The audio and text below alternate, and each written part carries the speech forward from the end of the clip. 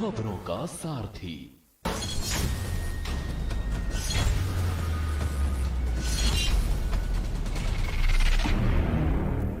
इस कार्यक्रम के प्रायोजक करता है कमला पसंद, अनोखा स्वाद।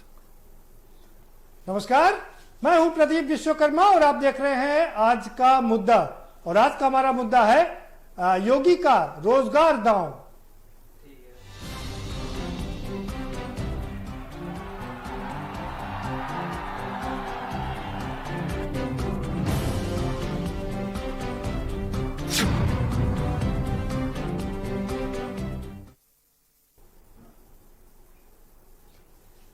मोदी आज उत्तर प्रदेश में थे। उन्होंने कुशीनगर एयरपोर्ट का लोकार्पण किया और इसी के साथ में योगी जी ने वहां से विपक्षियों को ललकारा। दरअसल विपक्ष अभी तक हमलावर था। वो कह रहा था उत्तर प्रदेश में रोजगार नहीं मिला है, लेकिन आज योगी ने वहां कुशीनगर से ललकारा और विपक्ष को बताया कि उत्तर प्रदेश अग्रणी प्रदेशों में से है, तमाम प्रदेशों से जहां पर रोजगार के संभावनाएं अपार हैं। तमाम रोजगार दिए गए हैं, दिए जा चुके हैं ऑलरेडी, और लगातार कोशिश की जा रही है कि ज्यादा से ज्यादा रोजगार दें। उन्होंने कहा कि जब 2017 में उन्होंने सत्ता संभाली थी तो 17% बेरोजगारी थी, जो आज घट के 4 से 5% रह गई है। इससे अंदाजा लगा लीजिए कि उत्तर प्रदेश ने रोजगार के कितने अवसर उपलब्ध कराए। एक और जहां 4 लाख सरकारी नौकरी दी गई है, तो वहीं दूसरी ओर निजी क्षेत्र में भी लाखों रोजगार दिए गए हैं। और साथ ही साथ में जो लघु मध्यम सारे उद्योग हैं उनको भी मजबूत किया गया है, जिसके जरिए लोग आत्मनिर्भर बने हैं। करीब 1.5 करोड़ लोगों को वहां रोजगार मिला है। तो कितनी बड़ी तादाद में लोगों को रोजगार मिला है। विपक्ष है कि उसको समझ नहीं आ रहा है। वो कह रहा है कहाँ है रोजगार, इतने बेरोजगार हो गए हैं, देश में बेरोजगारी की संख्या बढ़ गई है, प्रदेश में उससे ज्यादा बेरोजगारी है। लेकिन आंकड़े कुछ और बयां कर रहे हैं। आंकड़े कह रहे हैं, बता रहे हैं, चोरी कर रहे हैं कि दिल्ली में जो बेरोजगारी दर है वो 45.6% है, जबकि CMII की रिपोर्ट की अगर हम बात करें, हालांकि ये रिपोर्ट थोड़ी पुरानी है, 3 जून की रिपोर्ट है, लेकिन उसके मुताबिक उत्तर प्रदेश में 6.5% बेरोजगारी है, जबकि दिल्ली की बात करें तो 45.6% की बेरोजगारी है। इसी तरीके से केरल की बात करें, तमिलनाडु की बात करें या दूसरे प्रदेशों की बात करें, सब जगह बेरोजगारी की दर उत्तर प्रदेश से कहीं ज्यादा है। उत्तर प्रदेश रोजगार देने में अग्रणी प्रदेश बना हुआ है, ये कहना है यूपी के मुख्यमंत्री योगी आदित्यनाथ का। और इसी पर हम चर्चा करेंगे। हमारे साथ में खास मेहमानों का पैनल है, हम उनसे आपको रूबरू करवाएंगे, लेकिन उससे पहले एक रिपोर्ट के जरिए आपको थोड़ा बताने की कोशिश करेंगे कि दरअसल उत्तर प्रदेश में रोजगार के अवसर क्या है और वर्तमान में रोजगार की दिशा क्या है।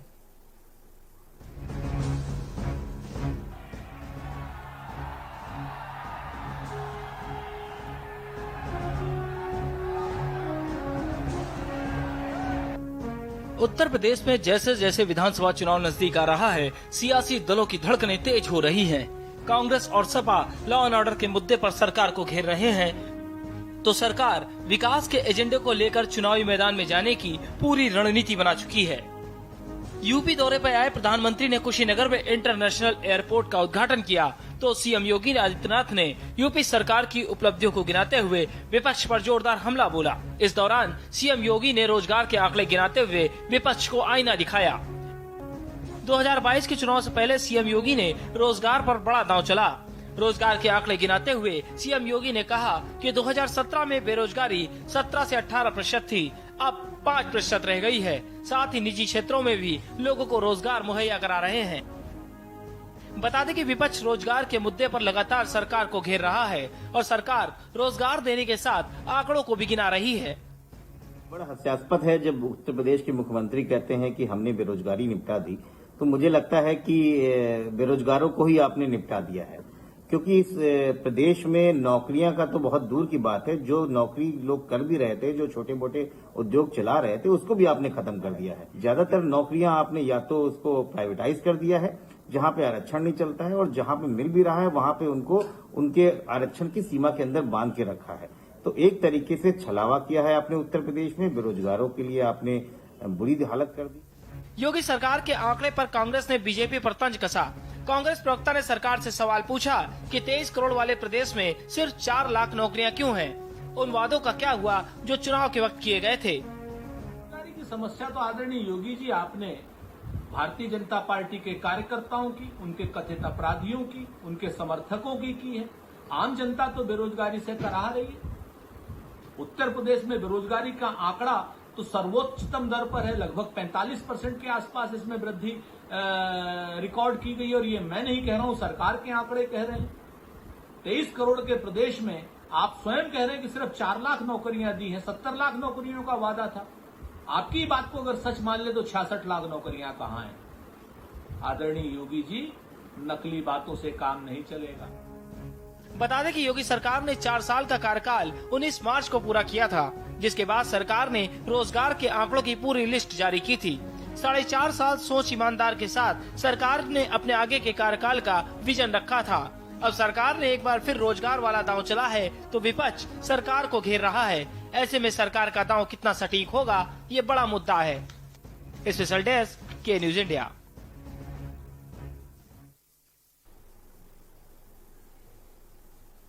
जी हाँ, तो एक रोजगार और बेरोजगारी एक बड़ा मुद्दा है विपक्ष के हाथ में, लेकिन विपक्ष के इस मुद्दे को आज धारहीन कर दिया योगी आदित्यनाथ। उन्होंने कह दिया कि आप पहले अपने अपने प्रदेशों की ओर देखें, झांकें और उसके बाद यूपी की बात करें। यूपी अग्रणी है तमाम प्रदेशों में, जिसमें दिल्ली की बात है, वेस्ट बंगाल है, तमिलनाडु है, पंजाब है, झारखंड है, छत्तीसगढ़ है, केरल है, आंध्र प्रदेश है। इन सारे प्रदेशों से उत्तर प्रदेश अग्रणी है रोजगार देने में। चर्चा करेंगे, हमारे साथ में खास मेहमान है, हम उनसे आपका परिचय करा देते हैं।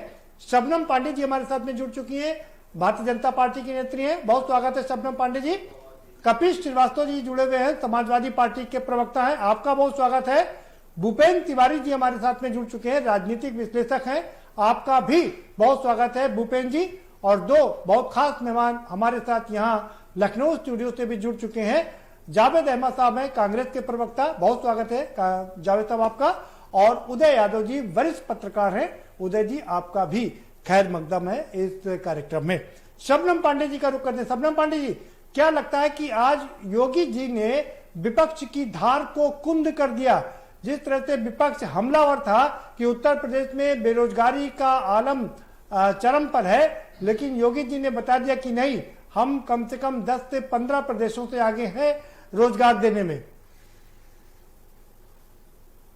से बार बार उत्तर प्रदेश को लेकर विपक्षी पार्टियां कुठाराघात कर रही हैं और नकारात्मक राजनीति कर रही हैं। इनके आरोपों में 1% भी अगर सच्चाई होती तो जनता इसको मानती, और जनता जानती है 2014 से लेके आज तक लगातार इनको हाशिए पे रखने की वजह भी यही है कि जनता इतनी जागरूक है कि उन्हें पता है ये झूठे आरोपों के साथ और नकारात्मक राजनीति के साथ उत्तर प्रदेश की जो इनकी बंजर हुई जमीन है उसको ये उपजाऊ बनाने की कोशिश कर रहे हैं। अगर देखा जाए तो राजस्थान का देखिए, राजस्थान में हर 6ठा आदमी बेरोजगार है, हर 6ठा आदमी। और उसके बाद देखिए कितनी बेशर्मी से ये उत्तर प्रदेश पे प्रहार कर रहे हैं। सपा जिनके समय में 17% बेरोजगारी हुआ करता था और आज हम करीबन 5% बेरोजगारी पे हैं। मार्च 2020 में कोरोना आने के पहले हम 4% बेरोजगारी पे थे। मतलब 17 से हम 4 आए, लेकिन सदी की सबसे बड़ी महामारी में कुछ लोगों की नौकरियां गई तो उससे हम 5% के करीब पर आए हैं। लेकिन तब भी हमने रोजगार बहुत दिया। अगर रोजगार के आंकड़े देखें तो जिन आंकड़ों को सुनकर इनके होश गुम हो जाएंगे, उन आंकड़ों को ये फर्जी बताएंगे। लेकिन किसी आंकड़े में अगर कहीं पे सरकार की कमी दिखती है तो उस आंकड़े को ये लाखों बार गिनाते हैं। तो ये तो इनकी सुविधा की राजनीति है। मैं आपको बताऊं कि उत्तर प्रदेश में डेटा सेंटर जो नोएडा में खोला गया उसमें 50,000 युवाओं को रोजगार मिला। मनरेगा में 101 करोड़ से अधिक मानव दिवस सृजित किया गया, जिसमें कि 1.5 करोड़ युवाओं श्रमिकों को रोजगार मिला। अगर देखा जाए सेल्फ हेल्प ग्रुप 10 लाख बनाए गए, जिसमें 1 करोड़ महिलाओं को रोजगार मिला। अब अगर बैंकिंग कॉरेस्पॉन्डेंट देखा जाए तो 58,000 महिलाएं बैंकिंग कॉरेस्पॉन्डेंट बनी, और ये केवल महिलाओं को नौकरी नहीं मिली, इससे जो सुविधा ग्रामीण इलाके में बैंक के काम करने में वहां की जनता को मिला, जो कंप्यूटर से अनभिज्ञ हैं, उनके भी एक साथ 2 काम सरकार ने किया कि नौकरी भी मिली और ग्रामीणों को सुविधाएं भी दी। स्टार्टअप जब हमने शुरू किया तो 5 लाख युवाओं को उससे रोजगार मिला है, और बड़े औद्योगिक इकाइयां काफी सारे उत्तर प्रदेश में खुले हैं, और जो पहले से रहे हैं उनमें भी सरकार ने डेटा कलेक्ट करके और 3 लाख के करीब लोगों को रोजगार दिया। ओडीओपी जो कि सरकार की एक बहुत ही अच्छी योजना रही, जिसमें कि कुटीर उद्योगों तक को बढ़ावा मिला है, इसमें 25 लाख से अधिक लोगों को रोजगार मिला। 50 लाख से अधिक लोगों को एमएसएमई इकाइयों में नौकरी मिली है। तो अगर आप देखिए 4 साल में हमने 4 लाख के करीब नौकरी दी, जबकि सपा की सरकार में, जबकि प्रसपा भी सपा में थी, बाद में टूटकर अलग हुई, इन 2 पार्टियों पे भी अगर 2 पार्टियां भी कुटाराघात करती हैं तो ये बस 2.5 लाख नौकरी दे पाए थे, और हाहाकार ऐसे मचा रहे हैं जैसे कि पूरे उत्तर प्रदेश को रोजगार से भरपूर कर दिया था। पर आज जिस कम समय में और जिस त्वरित रफ्तार से हमने रोजगार बढ़ाया है, और साथ साथ हमने ईज ऑफ डूइंग बिजनेस में उत्तर प्रदेश को अच्छा किया, जिससे कि जो आज तक निवेश करने से लोग कतराते थे, लोगों ने निवेश करना शुरू किया। जी ठीक है सबनम जी। कपिल जी, ठीक है सबनम जी। कपिल जी, आप सुन रहे हैं कि तो योगी जी ने पूरी लिस्ट गिनाई, और दूसरा सबनम पांडे जी ने पूरा बता दिया आपको कितना रोजगार दिया है। आप लोग कह रहे हैं कि उत्तर प्रदेश में बेरोजगारी दर सबसे ज्यादा है, लेकिन यहाँ तो स्थितियां दूसरी नजर आ रही हैं। आंकड़े की मेकिंग करती है भारतीय जनता पार्टी की सरकार और भारतीय जनता पार्टी और हमारी बहन शबनम जी। मैं इनकी पोल खोलूं उससे पहले, क्योंकि इन्होंने कहा कि सपा के शासनकाल में 2.5 लाख नौकरियां भी नहीं दी, तो सबसे पहली बात आप एक बात जान लें कि समाजवादी पार्टी संविदा की नौकरियों को रोजगार में गिन करके अपने आंकड़े नहीं जारी करती है जो आप कर रही हैं। और मैं आपको दिखाना चाहता हूं, मैं इस वजह से कहना चाहता हूं कि हाथ कंगन को आरती क्या और पढ़े लिखे को फारसी क्या। अखिलेश ने 4,58,000 से अधिक दी नौकरियां। पढ़ लें शबनम जी, अब मैं डिपार्टमेंट बनाऊंगा। आपने तो कुछ नहीं बताया, आपने हवा हवाई, जिस तरीके से सटोरिये अपनी बात कहते हैं वैसे आप अपनी बात कहती हैं। आपका मतलब भारतीय जनता पार्टी और योगी आदित्यनाथ जी। हम लोग जब विधानसभा के अंदर श्वेत पत्र जारी करने के लिए कह रहे थे और एक आरटीआई डाली गई थी, बावजूद उसके सरकारी महकमे ने यह कह करके लौटा दिया कि उसे जानकारी नहीं है कि कितनी सरकारी नौकरियां योगी सरकार में दी गई। बावजूद उसके हमने कितनी दी है हम बता रहे हैं आपको।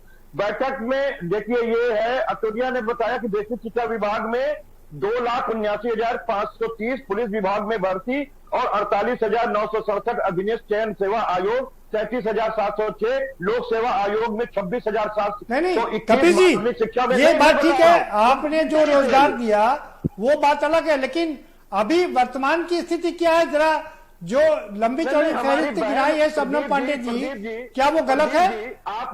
प्रदीप जी, आपने शबनम पांडे जी को पूरी कथा जो भारतीय जनता पार्टी के प्रवक्ताओं को अभी रटाई गई है कि बात कुछ भी होगी, आपको ये तथ्य परोसने आपने पूरा अवसर दिया है, इसलिए आपको समाजवादी पार्टी को भी पूरा अवसर देना पड़ेगा। मैंने अभी अपनी बात शुरू की है, मैं एक बात कह रहा हूं, पूरा मौका दूंगा जी। अगर वाकई सत्य थी तो उसने क्यों नहीं ये आंकड़े जारी किए? मैं अभी इनसे पूछता हूं कि अगर इन्होंने सरकारी नौकरी 4 लाख 5 लाख रुपए नौकरियां इन्होंने देने का काम किया, ये बता दें कि कब इन्होंने अधिसूचित किया और किस बजट में के अंदर कब लेखानुदान से उनके वेतन भुगतान को स्वीकृत किया और कब इन्होंने जो है परीक्षा ली और कब इन्होंने नियुक्ति की, ये बताने में सक्षम नहीं है। और मैं आपको बता दूं, ये झूठ के पुलिंदा बोल रहे हैं। ठीक है कपिल जी, आपको जवाब लेने का पूरा मौका देंगे।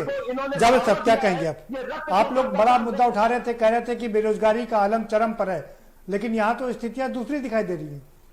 देखिए प्रदीप जी, स्थितियां दूसरी नहीं है, जो कहा गया है, जो कांग्रेस ने कहा है, दूसरे दलों ने कहा, स्थितियां वही है जी। ये तो मुख्यमंत्री जी की आंकड़ों की बाजीगरी है। अब यहाँ पर प्रश्न यह उठता है कि एक सवाल के जवाब में प्रदेश के श्रम मंत्री श्री स्वामी प्रसाद मौर्य जी ने जो जवाब दिया है कि अब वो तो योगी जी की भी बात का खंडन कर रहे हैं। उन्होंने सदन में कहा कि 7.25% बेरोजगारी दर है, और जब सदन में कहा, लिखित जवाब दिया है कि 7.25% बेरोजगारी दर है, तो ये जो 4-4.5% की मुख्यमंत्री जी बात कर रहे हैं, तो ये तो ऐसे ही एक दूसरे का, एक ही मंत्रिमंडल, एक मुखिया और उनके मंत्री एक दूसरे के आंकड़ों का खंडन करते हुए नजर आ रहे हैं। अब सवाल है कि अगर आपको रोजगार दिया, आपने रोजगार कब दिया, विज्ञापन निकला नहीं, और लेखपाल पद पर नियुक्ति का आपने बाराबंकी के युवक का आपने अपने ट्विटर हैंडल पर आपने फोटो शेयर कर दिया। मुद्रा योजना में लोन मिला नहीं, और आपने लखनऊ के युवक का आपने अपने ट्विटर हैंडल पर फोटो शेयर कर दिया। तो ये जो कहानी है, ये आंकड़ों की बाजीगरी का जो खेल है, इसको उत्तर प्रदेश अच्छी तरीके से समझता है, जानता है कि यहाँ पर क्या है। आपको अगर सच्चाई देखनी है तो आप मध्यम वर्ग, उच्च मध्यम वर्ग की स्थिति क्या है आप देखिए। निम्न मध्यम वर्ग की तो बिल्कुल पीड़ा को सरकार समझना ही नहीं चाहती। जिन लोगों ने अपने निजी रोजगार के बल पर या प्राइवेट संस्थानों में काम करके, जिन लोगों ने 2 पहिया 4 पहिया फाइनेंस कराया था, आप देखिए उनकी स्थिति क्या है कि वो अपनी EMI नहीं दे पा रहे हैं। उनकी गाड़ियां खींच के फाइनेंस कंपनियां अपने यहाँ जमा कर रही है। कितना बड़ा भंडार लग गया है। और ये MSME की क्या हालत है, आपने पूरा कर्ज में डुबो दिया। मनरेगा को आप बर्बादी का स्मारक बता रहे थे हमारे प्रधानमंत्री जी, आप उसके आंकड़े को जोड़ रहे हैं। तो ये अल्पकालिक लाभ देने की जो कांग्रेस ने कवायद की थी कि आपातकाल में किस तरीके से रोजगार दिया जाए, आपने उसका खूब उपहास उठाया। ठीक है, पे नौकरी, ठीक है, वेतन नहीं दे पाए। ज्यादातर बात हम मनरेगा की नहीं कर रहे, बात हम यहाँ पर रोजगार की कर रहे हैं। अब दोबारा से आएंगे आपके पास में, उदय जी का रुख कर लेते हैं। उदय जी क्या कहेंगे आप? देखिए, ये सही बात है कि ये सरकार आंकड़ों की वाकई बाजीगरी कर रही है। अभी शबनम जी ने कहा कि 1 करोड़ लोगों को मनरेगा में रोजगार दिया गया। मनरेगा तो स्थायी रोजगार है ही नहीं, वो तो इसलिए है कि गांव से पलायन ना हो और 3-4 महीने के लिए रोजगार मिलता है। बाकी जो सरकारी या स्थायी जो नौकरियां हैं, उनमें सरकार के आंकड़े उस तरह के नहीं है जो संतोषजनक कहे जाएं।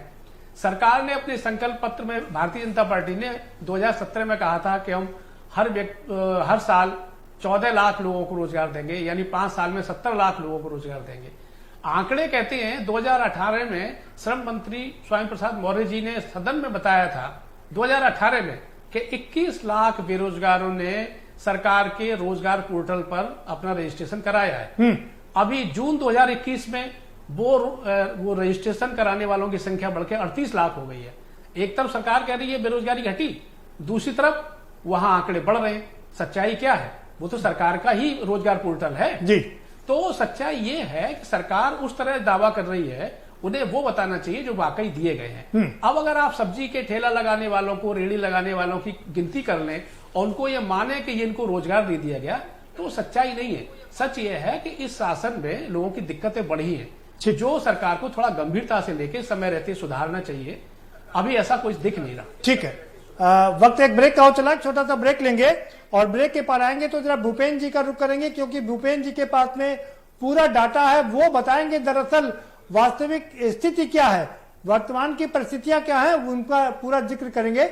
लेकिन उनसे हम उनकी पूरी बात सुने उससे पहले एक छोटा सा ब्रेक ले लेते हैं।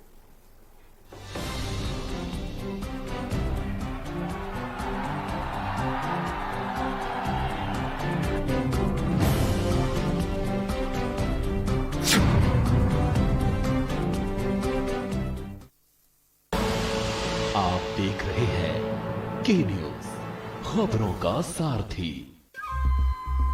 सुपुत्र मेडिटेशन गुरु बेहद नेक और पिताश्री थोड़े रंगीले, थोड़े दिल फेंक। दोनों के अलग हैं रंग, पर दोनों का एक अनोखा स्वाद। कमला पसंद, अनोखा स्वाद। दस हफ्ते 10 बजे 10 मिनट, 10 हफ्ते 10 बजे 10 मिनट, डेंगू है 10 हफ्ते 10 बजे 10 मिनट, दिल्ली से जमा न होने देंगे। होगा तो उड़ेल देंगे, बदल देंगे, तेल डाल देंगे। Know if no but. 10 हफ्ते 10 बजे 10 मिनट डेंगू हट। 10 हफ्ते 10 बजे 10 मिनट दिल्ली से हट। चल हट परे हट चल हट। और डेंगू दिल्ली से हट। इस बार भी डेंगू को हराना है। 10 हफ्ते 10 बजे 10 मिनट फिर से अपनाना है। हर रविवार डेंगू पर वार। 10 हफ्ते 10 बजे 10 मिनट डेंगू हट। 10 हफ्ते 10 बजे 10 मिनट दिल्ली से हट। पर ये दिल है कि चख रहा है उन्हीं अल्फाजों का दूर कितना भी जाओ, इस जुबान से दूर ना जा पाओगे। विमल, बोलो जुबान केसरी। और खुशबू में झूम के भाई लेके आए गोल्डी मसाले, खुशबू और स्वाद ऐसा तो रिश्तों में गुस्सा कैसा। जब पशुओं को मिलेगा प्यार और मिल्को मोर पशु आहार तो दूध बहेगा, मुनाफा बढ़ेगा। मिल्को मोर पशु आहार। खुदी को आजमाया है तो ये अंदाज आया है। खुदी को आजमाया है तो ये अंदाज आया है। तुम में भी मैं हूं शुद्ध प्लस पान मसाला।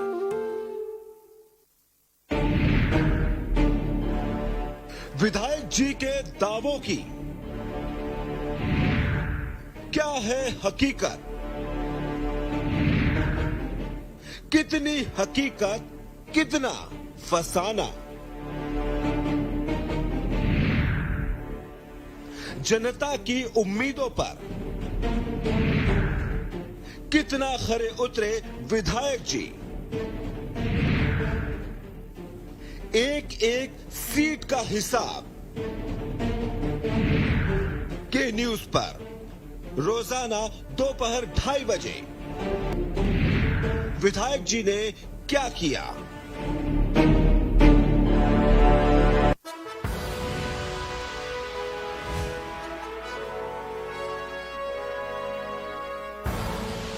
आप देख रहे हैं के न्यूज, खबरों का सारथी।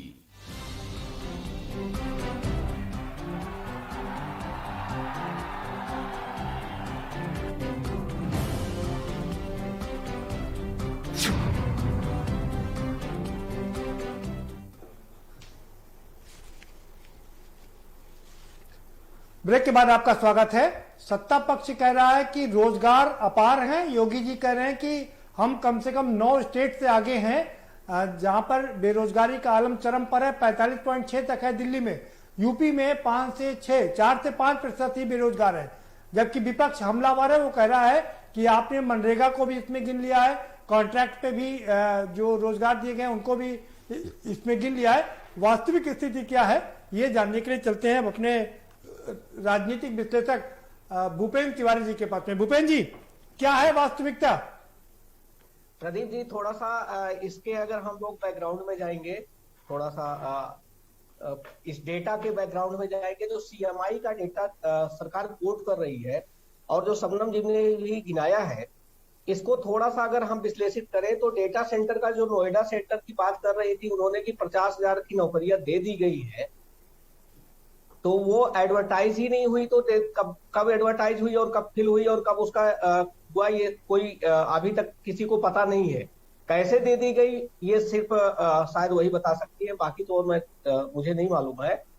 दूसरी चीज ये है कि जो CMI के डेटा पे जहां पर ये 5% लिखा है ना, उसी को जब और आगे विश्लेषित करिए, उसी को और आगे थोड़ा सा घुसिए, तो उसमें लिखा हुआ है कि जो मनरेगा वाला डेटा है, मनरेगा में ये डेटा वो साफ साफ लिख रहे हैं कि रजिस्टर्ड मजदूरों का है, टर्नअप मजदूरों का नहीं है। आपको याद होगा कि जब कोरोना काल में मजदूर रजिस्टर करा रहे थे तो उसमें से 80% मजदूर टर्नअप ही नहीं हो रहे थे काम करने के लिए, क्योंकि वो काम ऐसा था जो वो काम फिजिकल वर्क था और वो इंडस्ट्री से आए हुए मजदूर थे। तो वो जब जाते थे मनरेगा में काम करने के लिए रजिस्टर तो करा लेते थे, लेकिन वो टर्न अप नहीं होते थे। तीसरी बात यह है कि एक महत्वपूर्ण मुद्दा हर पार्टी छोड़ रही है, चाहे वो कांग्रेस हो, सपा हो, बीजेपी तो खैर उसको छुएगी ही नहीं। अरे कपिल जी को भी इस पे ध्यान देना चाहिए था कि भैया 1,70,000 नियुक्ति जो की थी अखिलेश यादव ने शिक्षा मित्रों की, जो नियुक्ति दी थी उसको जब खत्म कर दिया, 1,70,000 ये बेरोजगार भी तो हुए थे। ये डेटा कहाँ गया? इन्हीं के जगह पर तो 1,70,000 लाया गया, तो 4 लाख में से सीधे 1,70,000 ये भी निकाल दीजिए। तो ये सीधे तो ये बेरोजगारी वाली श्रेणी में आ गए हैं ना। अब ये कहो कि 10,000 दे करके उनको रोजगार में तो लगाए हुए हैं, ये तो शिक्षा मित्र के रूप में काम कर रहे हैं, तो बेरोजगार कैसे हुए? अरे भैया उनको 35,000 36,000 जहां मिल रहा था, उन्होंने होम लोन ले रखा था, अपनी गाड़ी की किस्त ले रखी थी, किसी को अपने बच्चे की शादी करनी थी, और वो पता लगा कि अचानक से 10,000 पे आ गए। तो कैसे उनका परिवार चल रहा है, ये जब ग्राउंड रियलिटी पर आप जाएंगे तब पता चलेगा। और सबसे जब और थोड़ा सा अंदर घुसते हैं डेटा के विश्लेषण में, थोड़ा सा 1 सेकंड और लेंगे आपको। नहीं भूपेन जी, आप थोड़ा इन डेप्थ हम आपसे जानकारी लेंगे, लेकिन उससे पहले हमारा एक सवाल यह है आपसे, तो जो CMII की जो रिपोर्ट आई है 3 जून को, क्या वो रिपोर्ट गलत है? क्या वो रिपोर्ट झूठी है? ना प्रदीप जी, मैंने झूठी नहीं कहा। हमने कहा centre for monitoring of Indian economy, उसका फुल फॉर्म होता है। उसकी डेट उसी सीट की अंदर घुस करके मैं बात कर रहा हूं। हम लोग क्या करते हैं, जनरली उसकी हेडिंग पढ़ लेते हैं, उस रिपोर्ट को खोल करके नहीं पढ़ते। CMI ने ही लिखा है कि ये जो मनरेगा का डेटा है, ये मनरेगा में रजिस्टर्ड आंकड़े, ये एम्प्लॉयमेंट के उन लोगों के हैं those who have registered for the employment. उन्होंने ही लिखा है, मैंने कुछ नहीं कहा अपने पास से, मैं तो खुद यही कह रहा हूं कि इसमें टर्नअप डेटा नहीं है। दूसरा सवाल मेरा ये है भूपेन तिवारी जी, मेरा सवाल आपसे ये है कि उत्तर प्रदेश जो भी आंकड़े हैं, ये तो CMII के आंकड़े हैं, और उत्तर प्रदेश कम से कम 9 प्रदेशों से काफी आगे है रोजगार देने में, जो उसमें दर्शाया गया है। बेरोजगारी का आरंभ दिल्ली में 45 से 45.6 है, जबकि यूपी में 6.5 है, माफ करिएगा 6.9। क्या ये गलत है आंकड़े? नहीं, ये आंकड़े आपके बिल्कुल सत्य हैं, और CMI डेटा बिल्कुल अपने वेबसाइट पर यही शो कर रहा है। ये भी सही है कि राजस्थान हाईली अनएम्प्लॉयड है, और दिल्ली उसके बाद है, इसके बाद फिर आपका छत्तीसगढ़ है। ये बात सही है। महाराष्ट्र भी उसमें आगे है बहुत बेरोजगारी की दर उन पे ज्यादा है। और आज की डेट में जब CMI का डेटा, और भी तमिलनाडु भी है, केरल भी है, कम से कम आंध्र प्रदेश भी है, कम से कम 2 प्रदेश हैं जो लेकिन उत्तर प्रदेश से काफी पीछे हैं रोजगार देने में। बिल्कुल तमाम अरे 1 मिनट मुझे बोल लेने दीजिए, मैंने आपको बोला नहीं था, मुझे बोल लेने दीजिए, फिर आप। सम्राट पांडे जी, आ रहा हूँ आपके पास, पूरा मौका दूंगा जी। हाँ, तो प्रदीप जी, मैं ये सिर्फ कह रहा था कि जो डेटा दिख रहा है, एक्चुअल में हम लोग क्या करते हैं, उस डेटा की टेबल को केवल पढ़ लेते हैं, कभी उस डेटा की एनालिसिस जो उन्होंने लिखा है CMI ने अपनी वेबसाइट पर, उस एनालिसिस में नहीं जाते हैं। एक चीज और बता दें प्रदीप जी, ये डेटा यूपी में इसलिए भी कम देख रहा है क्योंकि स्किल्ड पावर बढ़ाने के लिए सरकार ने एक स्किल योजना चलाई हुई थी, और उस स्किल योजना में जैसे स्किल करना था लोगों को, पेट्रोल पंप के जो पेट्रोल पंप भरने वाले लोग हैं, या जो इस तरह से टेक्निकल काम करते हैं, इनको स्किल करना था। और पता चला कि पेट्रोल पंप पर जो पेट्रोल भर रहा है, अब वो भी एम्प्लॉयड मान लिया जाता है, पेट्रोल पंप पर काम करने वाला भी एम्प्लॉयड मान लिया जा रहा है। और इधर जो मनरेगा का, सुनिए, पहले मनरेगा का डेटा कहीं पर इसको शामिल नहीं किया जाता था, ठीक, तो जब मनरेगा को भी शामिल कर देंगे, ठीक है भूपेन जी, मेरा सवाल आपसे ये है, भी शामिल कर लेंगे, रेडी, ठीक है भूपेन जी, आप जितने सवाल उठा रहे हैं, भूपेन जी आप जितने सवाल उठा रहे हैं, ये जो क्राइटेरिया बता रहे हैं, उत्तर प्रदेश ने जो क्राइटेरिया अपनाया है, यही क्राइटेरिया तो CMII ने दूसरे प्रदेशों पर भी लागू किया होगा, या यहाँ का क्राइटेरिया अलग, आंध्र प्रदेश का अलग, दिल्ली का क्राइटेरिया अलग? नहीं, देखिए, अनएम्प्लॉयमेंट का डेटा कलेक्ट करने में थोड़ा सा क्राइटेरिया डिफरेंट हो जाता है। हर प्रदेश स्टेट टू स्टेट जब डिफर करते हैं, तो वहां पर एम्प्लॉयमेंट को लेकर के, खास करके स्किल्ड मैन पावर को लेकर के क्राइटेरिया थोड़ा डिफर हो जाता है। जैसे जब हम अनएम्प्लॉयमेंट को लेकर के मनरेगा की बात करेंगे, तो ये क्राइटेरिया सब जगह चलेगा, लेकिन जब हम स्किल्ड मैन पावर की, खास करके ODOP की बात करते हैं, तो वो केवल यूपी में ही लागू होता है। और ODOP को लेकर के सरकार ने कितना लोगों को उसमें शामिल कर लिया है, कितने रेहड़ी वालों को शामिल कर लिया है, ये डेटा यूपी में अलग होगा, दिल्ली में अलग होगा और तमिलनाडु में अलग होगा। ठीक है, ठीक है, आएंगे कपिल जी आपके पास आएंगे, लेकिन उससे पहले शबनम पांडे जी का रुख करेंगे। हाँ शबनम जी, आप अपना जवाब दे सकती हैं। निश्चित तौर पे मैं तिवारी जी से ये जानना चाहूंगी कि centre for monitoring Indian economy को आप पक्षपातपूर्ण रवैया अपनाते हुए कह रहे हैं कि उनको आंकड़े उत्तर प्रदेश के लिए अलग देते हैं। अरे मेरी बात सुन लीजिए, आपने आपके कहने का आशय यही था कि उत्तर प्रदेश की जब वो आंकड़े निकालते हैं तो पक्षपातपूर्ण होता है और जहाँ पे भाजपा शासित नहीं है वहाँ अलग होता है। अरे मैम आप सुन लीजिए, पहले मैं इतने के जवाब ले लीजिए फिर और पूछ लीजिएगा। पहले इतने का जवाब लीजिए, अरे इतने का पहले जवाब ले लीजिए, आगे फिर पूछ लीजिएगा। हम सिर्फ इतना कह रहे हैं कि CMIE का डेटा एथेंटिक होता है, कोई पक्षपातपूर्ण नहीं होता है, बिल्कुल अनबायस्ड होता है, लेकिन कैलकुलेशन का मेथड हर स्टेट में अलग अलग होता है। ये आपको बिल्कुल पॉइंट आउट करके कह रहा हूं, खास करके कुछ चीजों को लेकर के, जैसे स्किल्ड मैन पावर का डेटा यूपी में अलग होगा, तमिलनाडु में अलग होगा। खास करके मनरेगा का डेटा जब आएगा तो यूपी में सेम होगा, तमिलनाडु में भी सेम होगा। मैं ये कह रहा हूं, मैंने बिल्कुल नहीं कहा भाजपा शासित, कांग्रेस शासित। इसी बात पे मेरा भी जवाब सुन लीजिए। CMI जो डेटा देता है, अगर हम अगर उस प्रदेश की सरकार ने वहाँ की जनता के लिए कोई स्किलिंग के लिए योजना चलाई है और उसका फायदा स्किल्ड लेबर्स को या स्किल्ड अन्य अधिकारी कर्मचारी जिस भी लेवल के हैं उनको होता है और उनको रोजगार मिलता है, क्या आप चाहते हैं कि फिरोजाबाद की चूड़ियां बंद हो जाए? आप ही तो मेरी बात को टिक कर रही है। अरे आप तो मेरी बात का ही समर्थन कर रही है, आप तो मेरी बात का ही समर्थन कर रही है। मैं कब कह रहा हूँ कि गलत है? समझाना चाह रही हूँ कि आप उसको हम कब कह रहे हैं? हम तो सिर्फ बता रहे हैं डेटा कलेक्ट कैसे होता, मैंने कुछ नहीं कहा। मैं जो डेटा कह रहा है, सुन लीजिए, थोड़ा सा धैर्य रखिए, मैंने भी सुना है आपकी बात।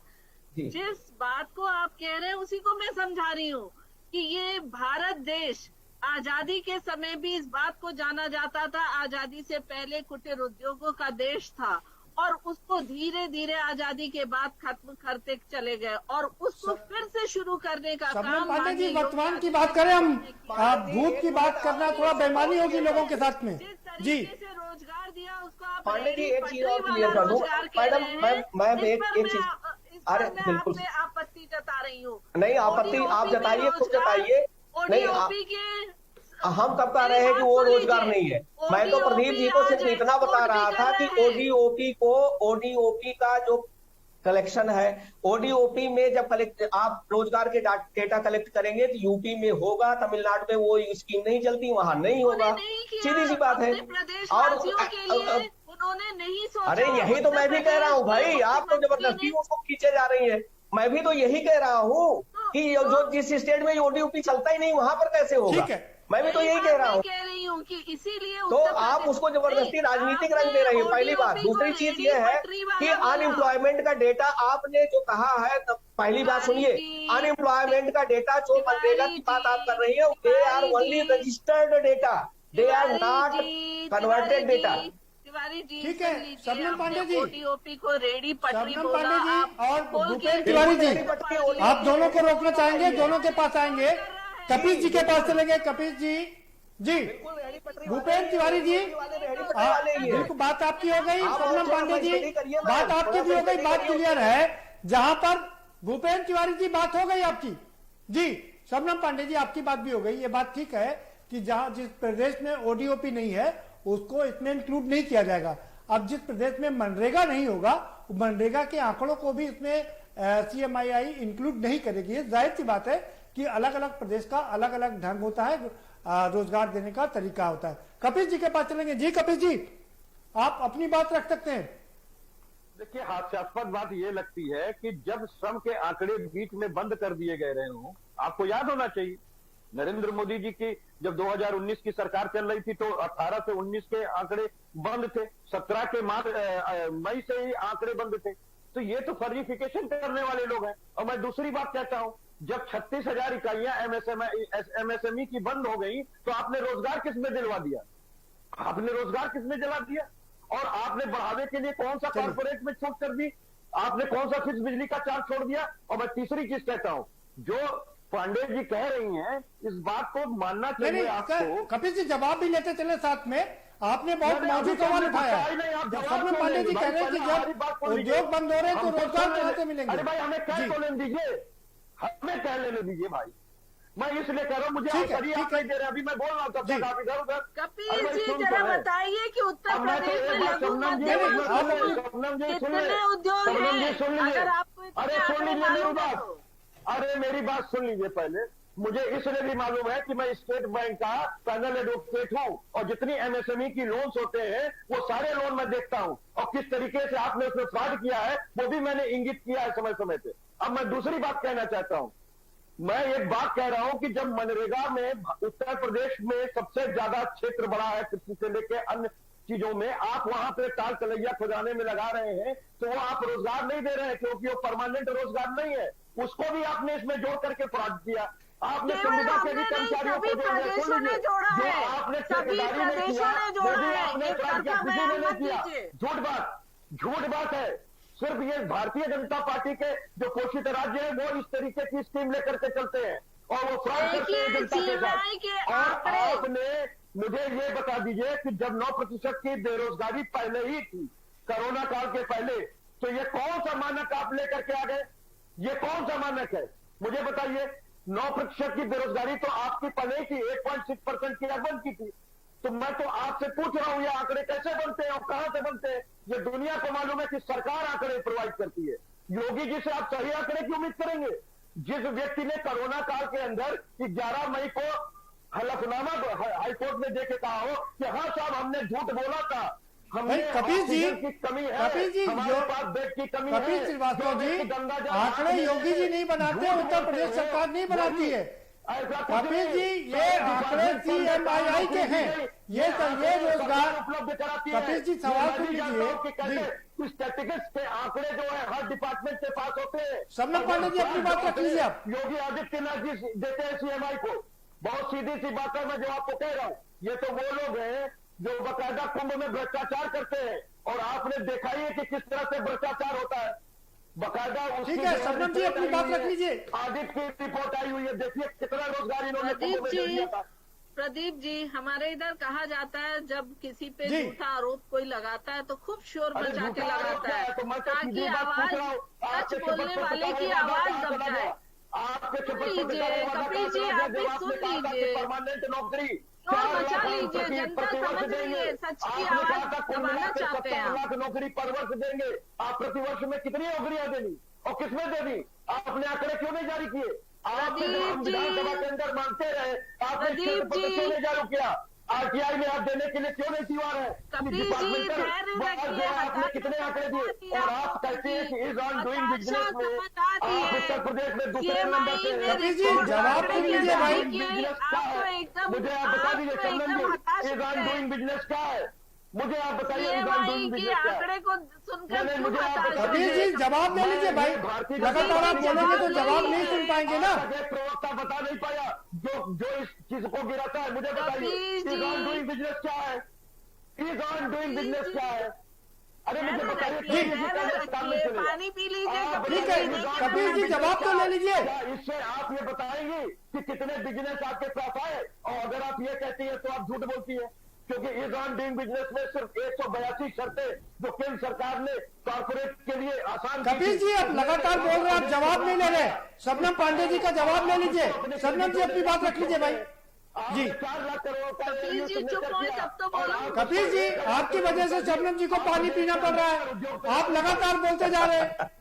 मैं तो सत्य बोलूंगा। मुझे कपिल जी रुकिए, हो गई बात आपकी। कपिल जी बाकी लोग भी हैं पैनल में, उनको भी बोलने का मौका दीजिए। कपिल जी आपको आवाज मिल रही है तो रुकिए। जावेद साहब पहले सबनम पांडे जी जल्दी से अपना जवाब दे दीजिए, 20 सेकंड है आपके पास। देखिए CMI ने केवल उत्तर प्रदेश के आंकड़े नहीं दिए, सभी प्रदेशों के आंकड़े दिए हैं, और कोई भी इंस्टीट्यूशन दीजिएगा तो कहाँ से लेकर के आएगा? हर डिपार्टमेंट में उनके हर डिपार्टमेंट का अपना होता है जहाँ से आंकड़े जारी किए जाते हैं, और फोर्जरी वाले आंकड़े ये योगी आदित्यनाथ जी जारी करवाते हैं। ये सीधी सी बात है। जितने मजदूरों ने रजिस्ट्रेशन किया, आप उनको बताते हैं कि उतने कपिल जी जवाब तो लीजिए भाई। झूठ है, यह झूठ है। फर्जी आंकड़े दे करके आप अरे जवाब, कपिल जी जवाब ले लीजिए भाई। आप कपिल जी ऐसे नहीं चलेगा, आप जवाब तो लीजिए ना जी। देखिए कपिल जी, जो हमारी अपनी बात रख लीजिए। CMIE ये सभी प्रदेशों में आंकड़े जारी कर रहे हैं, और अगर हर प्रदेश में मनरेगा के आंकड़े को जोड़ रहे हैं तो उत्तर प्रदेश में क्यों छोड़ेंगे? अगर प्रदेश की सरकार कितनी योजनाएं लाके लोगों को रोजगार कपिल जी ज्यादा जोर में है, शबनम पांडे जी की बात सुनना नहीं चाह रहे। जावेद साहब आप अपनी बात रख लीजिए। ठीक है, ठीक है कपिल जी। कांग्रेस पार्टी भी है यहाँ पर, उसको भी मौका देना चाहिए ना जी। जावेद जी आप अपनी बात रख लीजिए। देखिए प्रदीप जी, ये जो आंकड़ों की बाजीगरी हम लोग लगातार करते रहे जी, हो रही है। सबसे बड़ा सवाल ये है कि आपने कितने रोजगार दिए हैं और कितने लोगों के रोजगार छीन गए हैं, क्या उसका भी कोई आंकड़ा सरकार जारी करने का काम करेगी? नहीं करेगी। ये बड़ी बात है। ये जो सवाल है, आपने कितने विज्ञापन किए हैं भर्तियों के लिए और कितनी नियुक्तियां की हैं? आपने 69,000 शिक्षकों की जो भर्ती की, उसमें किस तरीके से धांधली की, पिछड़ों का अधिकार मान लिया। 49,000 पुलिस भर्ती में 35,568 का आज तक मेडिकल नहीं हो पाया। ये सवाल है, आप आंकड़े तो दे रहे हैं। आप बताइए कि ग्राम विकास अधिकारी, पंचायत अधिकारी की आपने परिणाम निकलने के बाद उसको निरस्त कर दिया। इसके बाद बताइए आपने कौन सी भर्ती की है? क्या अब हम ये मान लें कि क्या जिस तरीके से बाजारों में दैनिक मजदूरों की भीड़ लगती है, किस तरीके से लोग रोजगार के लिए चौराहे चौराहे पर खड़े होते हैं, किस तरीके से मंदिरों के, दरगाहों के, रेलवे स्टेशन, बस स्टेशन के बाहर भिक्षा मांग रहे हैं? नहीं, ये तो पहले भी होता था ना जावेद जी। ये कोई वर्तमान की सरकार के समय थोड़ी ना हुआ है। हम अब ये मान लें कि जिस तरीके से हमारी बहन शबनम जी आंकड़े दे रही है, भिक्षा विरक्ति तो पहले भी थी, मंदिरों में, मस्जिदों में लाइन पहले भी लगती थी जी। संख्या बढ़ रही है, आज जनसंख्या भी बढ़ी है। नहीं, जनसंख्या बढ़ी है तो संख्या उससे ज्यादा बढ़ी है जी। नहीं, क्या आप इस बात से जावेद जी क्या, एक मिनट, क्या आप इन बातों को झुटलाएंगे? नहीं, शबनम पांडे जी रुकिए, जवाब लेने दीजिए भाई। शबनम पांडे जी रुक जाइए, आ रहा हूँ आपके पास। क्या आप CMII के इन आंकड़ों को जुटाएंगे कि हम जो दिल्ली, उत्तर प्रदेश है, वो राजस्थान, दिल्ली, वेस्ट बंगाल, तमिलनाडु, पंजाब, झारखंड, छत्तीसगढ़, केरल, आंध्र प्रदेश, इन सबसे आगे है रोजगार देने में? क्या CMII के आंकड़े झूठे हैं, फरेबी हैं, गलत हैं? जावेद साहब, देखिए, ये अभी भूपेंद्र जी ने जैसा कहा जी, उसका जो विश्लेषण है, जो उसका कंक्लूजन है, उसको देखने की आवश्यकता है जी। जो बार बार दावे हो रहे हैं जी, स्किल्ड लेबर के नाम पर, नॉन स्किल्ड लेबर के नाम पर, वो लोगों को रोजगार कहां पर सरकार दे रही है, वो जगह बताए, पहली चीज जी। दूसरी चीज, जिसका बड़ा ढिंढोरा पीटा गया, ढोल बजाया गया, ODOP का। ODOP में फिरोजाबाद के चूड़ी उद्योग पर सरकार का क्या अधिकार है? लखनऊ के चिकन उद्योग को क्या बीजेपी की सरकार ने चालू किया? बनारस का सिसकता हुआ साड़ी उद्योग को क्या अपने बाहर दी? टांडा का हैंडलूम उद्योग जो फिक्स रेट पर बिजली का बिल लिया जाता था, उस पर किस तरीके से मार मारी है उत्तर प्रदेश, सुन लीजिए, मार मारी है। और भदोही का कालीन उद्योग सिसक रहा है, हम ईरान से अरे सरकार कह रही थी फल फूल रहा है, आप कह रहे हैं सिसक रहा है। बात किसकी माना जाए? NCRB के आंकड़े की हत्या, अपराध, लूट, हम राज्य सरकार ने उस पर बात नहीं कर रहे, हम आज रोजगार पर बात कर रहे हैं। जावेद साहब, आज हम रोजगार पर बात कर रहे हैं। उदय जी के पास चले। उदय जी, क्या आपको नहीं लगता है कि ODOP का एक अच्छा वो प्रयोग हुआ है कि उसकी वजह से ब्रांडिंग हुई है और चीजें बढ़ी हैं? चाहे भदोही की कालीन हो, चाहे उत्तर यूपी का मलियाबाद का आम हो, ब्रांडिंग तो हुई है ना। आ रहा हूँ शबनम जी आपके पास जी। देखिए, सरकार ने ब्रांडिंग की है प्रचार के तौर पर। हाँ, ये जैसा कि अभी जावेद जी कह रहे थे, ये सारे काम धंधे पहले भी चल रहे थे जी, उनको प्रचार में शामिल किया गया। मैं एक दूसरी बात कहना चाह रहा हूँ जी, सरकार कोई भी हो, वो अपने रोजगार की, अपनी जो जनता को लाभ देने की योजनाओं का प्रचार करती है, वो उसका अधिकार है। यहाँ बात हो रही है जब रोजगार की, तो रोजगार भी दो तरह का है, स्थायी रोजगार, अस्थायी रोजगार। दूसरा, जैसा कि जावेद जी ने जिक्र कर दिया कि भाई ये कोरोना के पीरियड में लगभग 8 लाख लोगों को रोजगार गया, उनको तो नौकरी नहीं मिली। दूसरा रोजगार जो लड़के हमारा जो युवा है जो सरकारी नौकरियों के लिए तैयारी कर रहा था, उसके साथ क्या हुआ है, एक इसका उदाहरण है। इससे पता चलता है कि उसकी आगे दशा क्या होगी। ठीक है, उसमें सरकार ने ग्राम पंचायत जिला पंचायत के लिए मार्च 2018 में लगभग 2000 वैकेंसी निकाली। दिसंबर महीने में उसी साल उसकी परीक्षा हुई। 2019 अगस्त में उसका परिणाम घोषित हो गया और अभी मार्च 2021 में आके उनको निरस्त कर दिया गया। जो लड़के नौकरी पाने से खुश हो रहे थे, उनके परिवारों में खुशियां मनाई जा रही थी कि हमारा परिवार अब आगे बढ़ेगा, तरक्की करेगा, उनको एकाएक निरस्त कर दिया गया। आप सोच सकते हैं, बिल्कुल ठीक करें, पूरी बात हो जाए जी, उनमें समय कम है सर जी। उसमें जो हजारों लड़के बैठे होंगे वो तो अगर उनकी ओवरेज हो गई तो बेकार होगा। बिल्कुल ठीक बात। सरकार उनके बारे में क्या सोच रही है? बिल्कुल जो अगर अस्थायी रोजगार है, अस्थायी, उसको आप शामिल करके आंकड़े बता रहे हैं, वो भी ठीक है तात्कालिक राहत के लिए, ठीक है, लेकिन स्थायी रोजगार होना चाहिए ना, उस पर कहां है सरकार? ठीक, तो वो उसको बताना चाहिए। ठीक है, भूपेंद्र जी के पास। भूपेंद्र जी, सवाल ये उठता है कि क्या जो राज्य सरकारें डाटा प्रस्तुत करती है, CMII उसी डाटा को कंपाइल करती है या अपने हिसाब से चीजों को बनाती है? नहीं प्रदीप जी, कुछ डेटा सरकार के जो विभाग प्रस्तुत करते हैं उसको कंपाइल करती है और कुछ डेटा वो अपने सोर्सेज से खुद कलेक्ट करती है। उसका एक एनालिसिस का मेथड होता है। CMIE का डेटा जो होता है वो बिल्कुल सरकार पर ना तो डिपेंडेंट होता है और ना तो ही वो पूरी तरह इंडिपेंडेंटली डेटा कलेक्शन करते हैं। जैसे मनरेगा का डेटा एक एग्जांपल के रूप में ले रहा हूं। मनरेगा का डेटा आप करें ना तो पूरी तरीके से डिपेंडेंट है सरकार पर, ना पूरी तरीके से इंडिपेंडेंट है। इसका मतलब हम क्या निकालें? इसका मतलब ये है कि ज्यादातर डेटा जो है वो सरकार प्रोवाइड करती है, लेकिन एनालिसिस जो है, उस डेटा का एनालिसिस जो है वो CMIE खुद करता है और उसका जो रिजल्टेंट है, वो जो रिजल्ट है, परिणाम जो उसका होता है, विश्लेषण, वो CMIE खुद करता है। सरकार पर पूरी तरह से वो डिपेंडेंट नहीं है।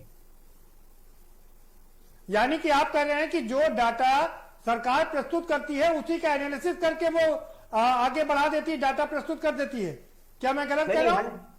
नहीं, 100% नहीं, 100% नहीं है। अधिकतर मोर देन 60% डेटा वो सरकार के एनालिसिस पर, सरकार के प्रस्तुतिकरण पर ही निर्भर करता है, लेकिन 100% नहीं। नहीं, ये तो बहुत साधारण सी चीज है प्रदीप। सबनम पांडे जी, आपसे आखिरी सवाल है मेरा। अंदर इतने प्रदेश हैं, इतने विभाग हैं, इतने अनुभाग हैं, इनके पास कहां इतने आदमी ही है कि वो डाटा कलेक्ट कर सके।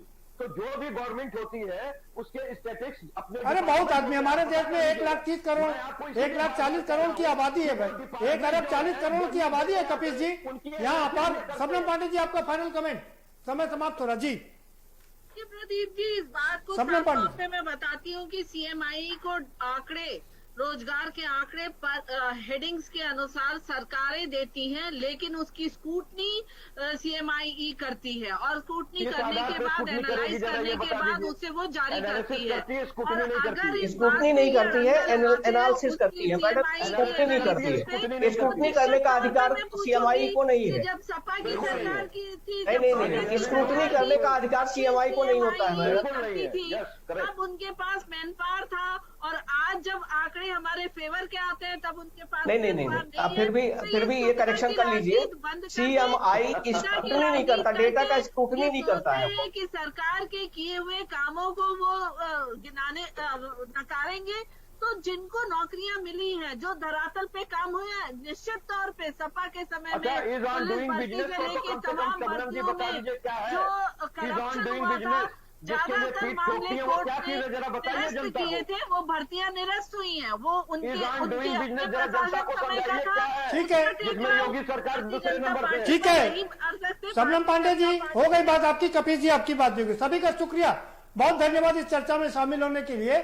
सत्ता पक्ष और योगी जी जहां बता रहे हैं कि हमने अपार रोजगार दिए हैं, रोजगार की यहाँ कोई कमी नहीं है, बेरोजगारी हम और दूसरे प्रदेशों से काफी कम है यहाँ पर। चाहे राजस्थान की बात करें, आंध्र प्रदेश, छत्तीसगढ़ और या दिल्ली की बात करें, तमाम राज्यों से आगे है रोजगार देने में उत्तर प्रदेश। ये दावा है उत्तर प्रदेश सरकार का, योगी आदित्यनाथ का, मुख्यमंत्री का।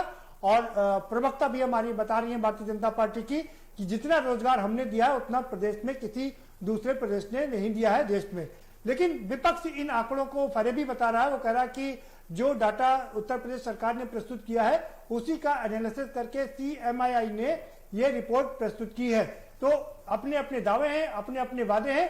अब क्या होगा, क्या वास्तव में लोगों को रोजगार मिला है या नहीं मिला है, ये जनता तय करेगी, क्योंकि 2022 का रण एकदम सामने है और ये रण महाभीषण है। उसमें तय हो जाएगा कि आखिर कौन सही बोल रहा है और कौन गलत। फिलहाल इस कार्यक्रम में इतना ही। आप हमें दीजिए इजाजत और बाकी खबरों के लिए देखते रहिए के न्यूज इंडिया।